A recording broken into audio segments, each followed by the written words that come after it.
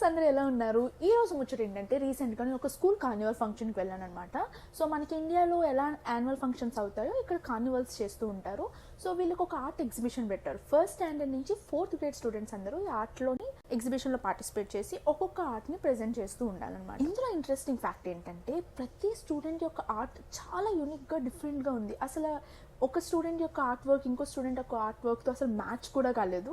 So some hundreds of art work, unique art work నేను చూసాను ఆ రోజు అయితే. సో నాకు తెలిసినంత వరకు చిన్నప్పుడు ఎప్పుడైనా నాకు పెయింటింగ్ కాంపిటీషన్ అంటే 100 స్టూడెంట్స్లో ఆల్మోస్ట్ 4 to 10 స్టూడెంట్స్ అయితే ఒక ఇంటి బొమ్మ, చెట్లు, స్టార్స్, ఒక చందమామ వేసి క్లోజ్ చేస్తూ ఉంటారు. ఇక్కడ 4th గ్రేడ్ చిన్నప్పుడులోనే ఇంత మంచి యూనిక్ థాట్స్ వర్క్ తీసుకొని వచ్చి ప్రతిదాన్ని ఒక ఆర్ట్ వర్క్లో రిప్రజెంట్ చేస్తూ లైక్ మెక్డానల్డ్స్, కేఎఫ్సి ఇలా డిఫరెంట్ వాటిని కూడా రిప్రజెంట్ చేశారు.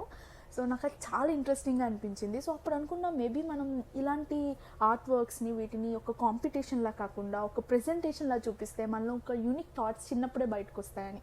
సో ఇంతకీ మీరేమంటారో నాకు కింద కమెంట్ సెక్షన్లో చెప్పండి. మళ్ళీ వేరే ముచ్చటతో మళ్ళీ కలుసుకుందాం. అంతవరకు సీ యూ, బాయ్ బాయ్.